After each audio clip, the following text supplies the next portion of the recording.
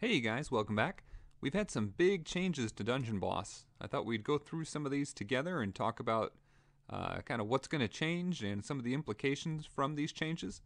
Let's start off with the PvP changes that came out just recently. So one of the biggest things is they added a 40% health boost for all of the characters. I think this changes a lot, especially because we had so much, I guess, success working with rogue teams, and they could be devastating against pretty much any other team. And it was getting to be somewhat frustrating. There were only a couple teams that stood up fairly well to them, but it was really hard having the ability for an attacker to bring an all rogue team in before, or an all rogue team except Bovis Eldoro. That was a particularly strong team. You could take out the first character of basically any team with 3 rogues, and then use Bovis Eldoro to push all the attacks back and try to continue to finish them off. Really a strong combination, but they've made some changes to make that a lot harder. And this health boost is a big part of it. So I think that it changes up some things for the rogues, but more importantly, I think anyone defending against rogues, and I think the biggest thing you could see, a 40% increase is going to increase a large health pool even more than a small health pool. So if you look at using rogues now, they get a 40% health increase from their tiny health pool, and it makes them slightly more, sturdy, a little longer lasting, but not as big of a difference. And you look at adding 40% onto someone like Yokozuna, or onto our slow characters, onto Femus, onto Chief Nubnub. It really is a huge amount for them. So right away, I think those are some of the biggest things. Going on from there, casters for a long time had been, I guess, kind of underutilized, not getting a whole lot of love, not a lot of, just really not any that could last very long in a battle, and so they weren't used very often. Even if they had amazing skills, they weren't going to make it very far. So with that health boost, that I think helps them to be more viable. And then beyond that, they got some nice buffs to their damage against other characters. And so you see this here, they get this new passive called Mystical, where they get added damage to slow and tank heroes. Now, if you look at a character like Theron, he already had a skill that would, like Armored Hunter or something like that, where he was going to do ×2 damage against any character that had armor. If that character is also a tank or is slow, he's also going to get this other multiple, so he can do massive damage on certain types of characters. But you see this affects quite a few different characters, and I think makes them more viable. Selwyn had fairly low attack with his main Northern Gale attack, but if you get a significant multiplier, if you get that like 75% increased damage against tank and slow characters, that can really help to make it a more viable attack. And then a number of these actually had pretty decent attacks. Nitpick's one that comes to mind, a pretty good attack, but just couldn't really live through very many hits in order to use it. Could just about be taken out with a one-shot. And now they can go much further and get to use those even more powerful attacks. Pontifex, obviously, as well. Nice, he had a really powerful attack before, and even more so now on tanks and slow characters. All right, let's talk about the resistance stats changing. I think they did a couple things with this, and it kind of plays into what they were going to do in the update, the later update that we'll talk about here in a little bit. So basically, I think they decreased some of the resistances. Before you could get pretty high resistances that started off and they weren't scaling very well. And so now they've changed it up a little bit. They say resistance now starts at 30% for the hero's element and 15% for the opposing element. And they'll just increase a little bit as the stats increase. So before, I think it was relatively linear, starting off very low and then going up. And here it looks like they're going to give you that offset and then just increase it incrementally, just a small amount after that with a level increase. And then smaller resistances for other things unless they have some kind of passive. So it says besides spirit damage, stay at 0. So that'll be interesting to see how that plays out for some of the characters. I'm thinking again for things like freeze. Characters that aren't water type should then have a much lower chance to dodge freeze attacks and things like that. So we'll see how that plays out in some of the PvP. I can tell you already, I'm reporting on these changes probably a week or so after they've come out, which has given me some time to play around with those characters, and we're going to need to do some more PvP battles because it's definitely changed things up. And kind of the combination of this update along with the other newer update that just came out, we'll be talking about here in a minute. All right, now these are huge. A couple things here that really change PvP as a whole. So Torchy now has the ability Lockjaw that usually came open. His second ability, it would come open as right after you used his first one. The next round he'd get to use Lockjaw. They changed it up. Before, you could go through basically a 4-skill sequence with Torchy, do his first, second, third, and then back to second all the way through. Well, they changed up the energy cost so that it costs a little more. You can't do that sequence anymore. He only gets 2 ability attacks if you're in PvP, and then you have to go to a normal attack. But the most important change is this silence. So this is the first character that's a fast character that has some ability to do something other than damage to delay the game or to delay a character. So he can add silence to a character. And it's interesting, silence seems to work differently. It's certainly different than I remember it working before the update. But when you silence a character, this has been my experience so far, and maybe this is a glitch and they're going to fix it going forward, it's actually moving them out of the turn order. So if I've got a fast character on Torchy, and I use Torchy, I use Lockjaw, I silence their first normal speed character. Instead of that character just regular attacking, just doing a basic attack, they're going to be taken out of the turn order entirely for that turn. This has been my experience using it so far in this first week. And the second normal speed character ends up going first, which could cause you a lot of problems if you didn't realize it was going to work that way. So if they had, let's say, Tasumi for their first character, I wouldn't normally do it this way, but this is just the example. You silence him and say they've got Bovis Eldoro for their second. Instead of Tasumi attacking and Bovis Eldoro then, being after your first place character, which could be your Bovis Eldoro, instead of that happening, Tasumi doesn't move at all, and Bovis Eldoro then does his main first attack, which would, remove 1 energy from all of your normal speed characters, everyone else going back. So that could cause a lot of troubles. At the same time, it does give you a huge benefit when trying to move things around. If they've got Yokozuna going first, and then they've got, let's say, Tasumi, you could silence Yokozuna. You don't get the daze effect. Take 1 hit from Tasumi, no problem, and you can go on with the rest of your normal speed team. Now, hopefully they'll change this up. I don't know if that's going to be the way it'll work long term. I hate to see it changing up the battle order because it's really confusing, I think, for a lot of players. But anyway, we'll move on from there. Either way, Torchy's going to be very powerful going forward. I'm using him a lot in PvP now. Going on to Yokozuna, they switched this up a little bit. Probably a good change. Sumo Stomp was so powerful. They decreased the energy cost by 1, so it goes down to 4 energy cost, and decreased the days from 3 turns down to 2 turns. It was just devastating to have it on a 3 turns to start off. It was really hard to get anything done, to finish off any characters. So probably a good thing there. That also means since it's on a 2-turn or a 4-turn cooldown, 2-turn effect, then you'll have it up for 2 turns, have it off for 2 turns, and then you can start it up again. Probably a good change to balance him out a little bit. Indigo, making her a little bit more powerful as well and giving us a second character with a chance to silence. So now each successful hit has a 50% chance to add a 1-turn silence. So there's good and bad here with Indigo. You get 3 50% chances. That's a really high chance of getting at least a single silence.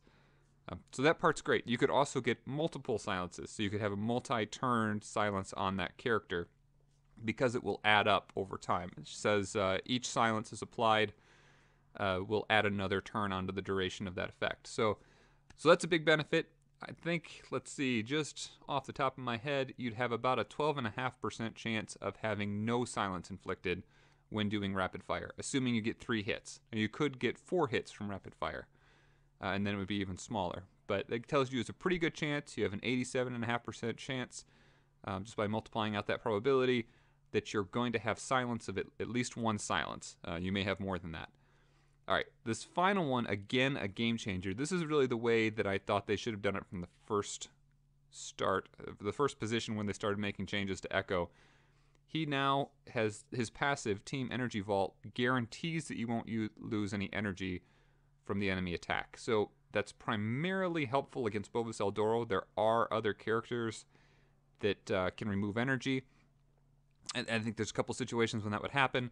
But more than anything, I'm using him as a way to prevent Stampede from taking away energy from the team, which has meant that I use him now. His sole purpose is to negate that effect. If they've got a Bovis Eldoro up front, trying to remove your first round of skills from your team, if that's their plan on defense, you can negate it now with Echo. He does have some other interesting skills that really help out. So I've used him in a couple teams that we're going to be talking about in the upcoming videos. PvP teams that have been really powerful, as well as a new tower team where I'm working up the tower, usually at least the first 9 floors with the same team. Just one team going up about 9 floors. And then sometimes I swap it out. I usually get my fast team in there because I can just decimate one of the floors and, just in a second. And then, I'm just about done. So it's a much, much faster ascension up the tower. Really been enjoying that. It's kind of a grind part of the game, and I'm just really enjoying having a team that I can move up it quickly. All right, so that's it for the PvP changes. Let's move on over, swapping a tab here, so we can check out another update. All right, so this is the big update that they just did. It's awesome. It's been a lot of fun already. Challenge mode, level cap increase, just such a good time already playing with this. It looks like it unlocks at player level 30. Obviously, a lot of people who've been playing a while, you're going to be well above that at this point. It is very challenging. There's a lot that we should talk about as to what they've done. I have gotten a chance to play it a little bit, so I'll give you kind of some insight from playing as well. Let's just look over their notes quickly. So it goes up to level 70, which means this, again, they've uncapped this so that now 60 isn't the highest character level. 61 was the previous player level cap. As soon as they took it off, the next battle you do, you pop up to that next level. So I've already hit that next one and working my way up to the others. That's a lot of energy. I need to get me some of that energy. Yeah, so we can get up to level 70, but here's the catch. For challenge mode, all of these levels, at least so far, all the early ones, I've gone through about 5 chapters. This is the second day. And they're going to cap the level. They're going to bring your characters back down to whatever level is appropriate for that dungeon. And they give you 2 or 3 level advantage. So if you've got level 60 characters, level 61 now, whatever you're at, they're going to take you and say that the dungeon is a level 40 dungeon. They'll give you level 40 plus 2 or 3. It says 2, I think I read in some of the notes, but I've had characters that are 3 levels above. That's what they put them in. So my characters, their normal level is level 60. The dungeon's level 40. I'm in there and my characters have been adjusted to level 43. And they're not adjusting your star level, so that's great. So, stars are then even more important on your characters at this point, and Ascension as well. So stars and Ascension, you might expect that. It's good for them as game developers to limit those other aspects and let, the longer you've played, the more stars you have, those Ascensions, those things that you can really work for. That's what's really going to help you get through these challenge dungeons. So as I started out, they weren't too bad. Now I'm using 5 and 6 star characters, and I'm only again at chapter 5. It's going to continue to get more and more challenging as we get up to those levels, particularly the levels that are on par with our current character levels. So when I start getting to level 60, level 62, level 64 dungeons, it's going to get much more challenging. But there are quite a few other things that have changed. So let's talk about those. So the stats, they have more stars. They use a lot more energy, which is a problem because they've taken away a couple of our easy routes to getting energy. Again, we'll keep talking about some of those things. Major upgrades for the epic bosses. One of the things I noticed is that well before the traditional epic bosses, like this Lair of the Lich, we've got kind of mini epic boss levels. You'll see those coming up quite often. Maybe at least one per chapter, maybe more than that, and they're not always at the end. It could be right in the middle, and you can't use your friend's heroes at that point. It's a little bit harder dungeon in general, but they're kind of like mini epic dungeons. All right, and let's scan down here. This was a huge benefit, and I've already been kind of reaping some of the benefit from it. All of these characters, some of whom you could previously get tokens in the regular campaign mode, but some of them you could not, like Archangel Emily. Alexandros obviously didn't have a campaign drop. He's other places you can get him, but Indigo, Overlord Executive, a lot of these characters that are really hard to get only showed up in the heroic portals before. They're now in the challenge mode, the campaign challenge mode, which is just great. Right now they've got double tokens going on, so if you've got enough energy, you can get lots and lots of tokens for these characters, and presumably you'll be able to continue to farm those once the double tokens is over. You'll just, get them at half the speed, just at regular speed. All right, so also related to this, I think this is kind of interesting.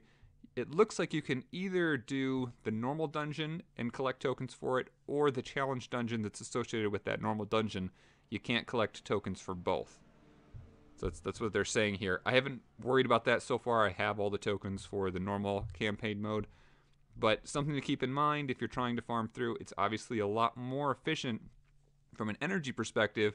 If you're still trying to farm Willow or Tasumi or someone, do it back at the regular campaign, normal campaign dungeon maps first before you'd go on onto these.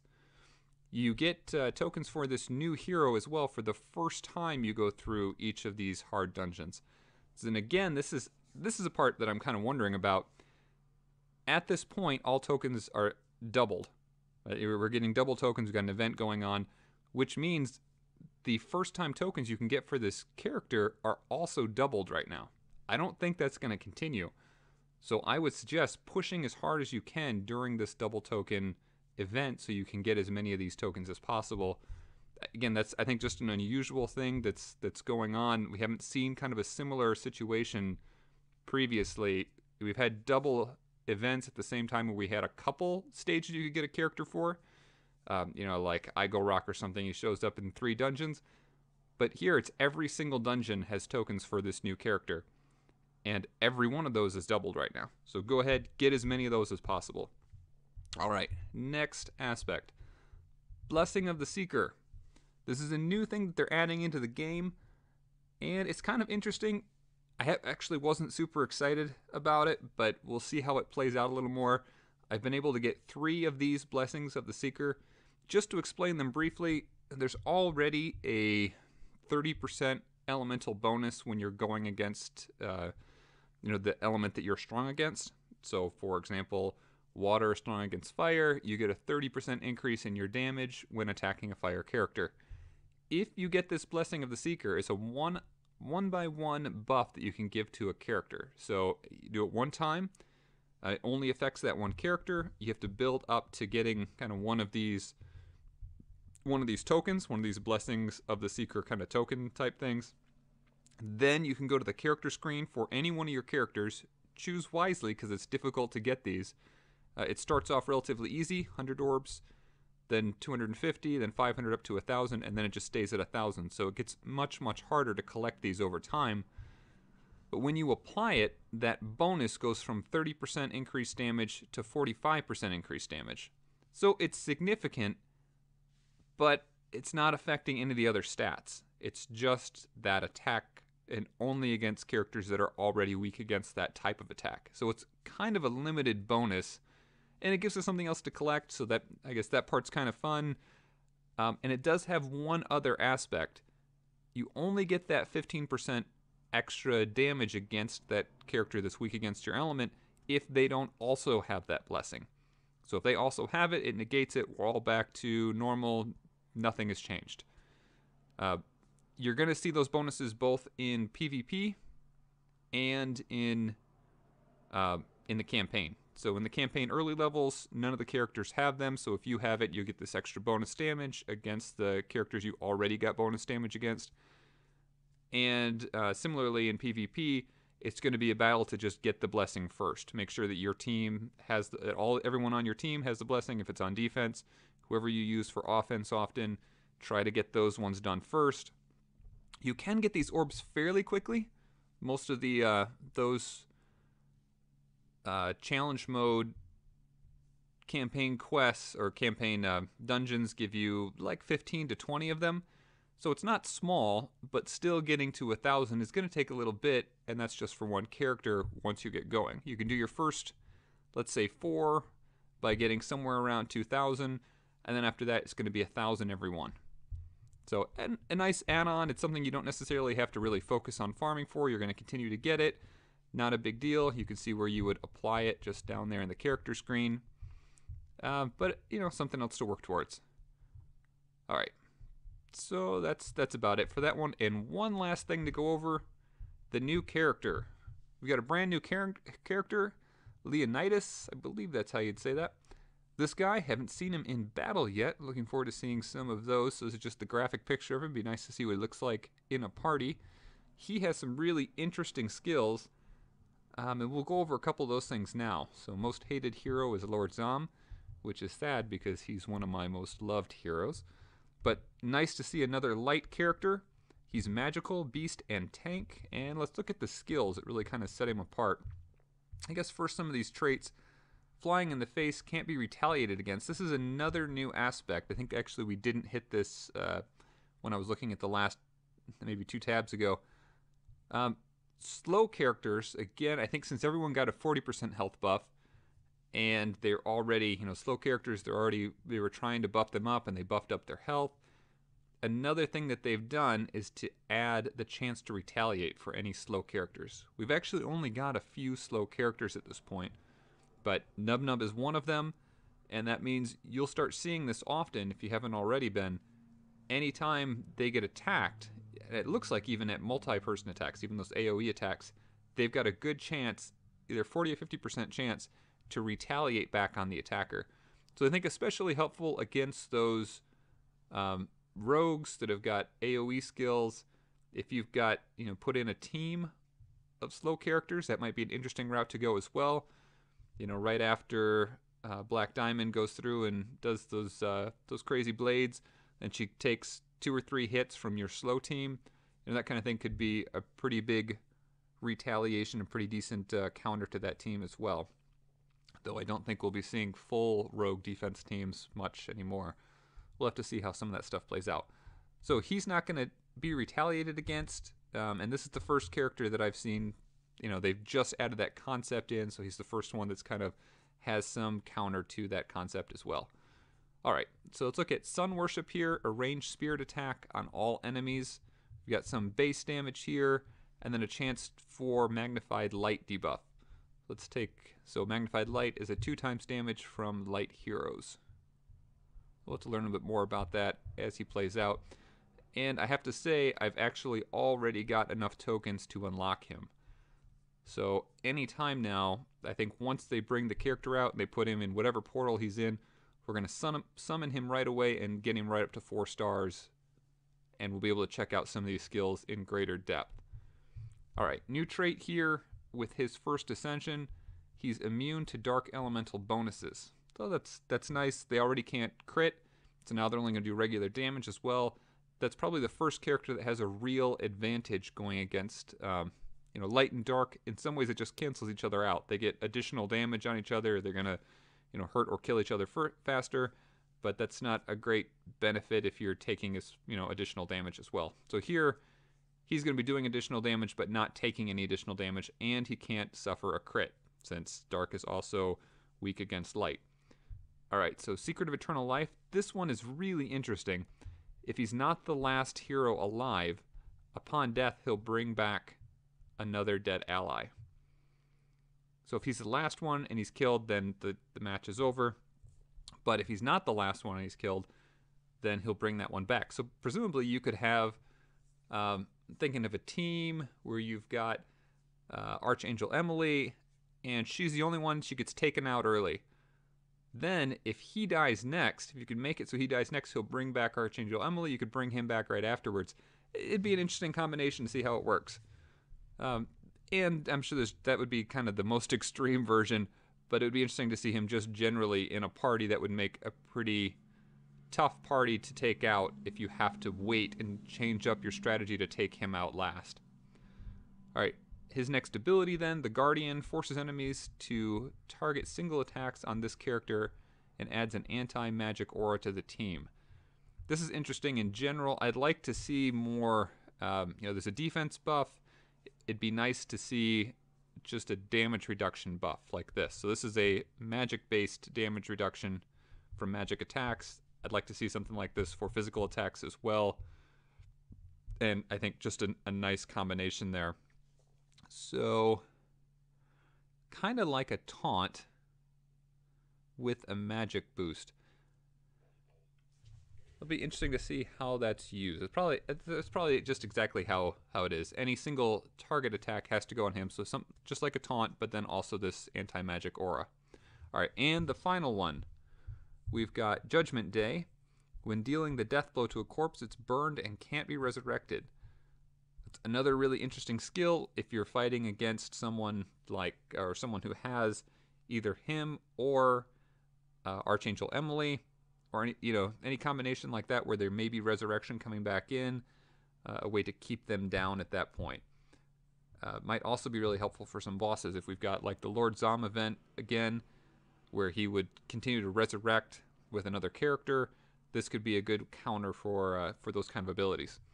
Alright, and Divine Inspiration. Heal to self and a boost of attack and defense.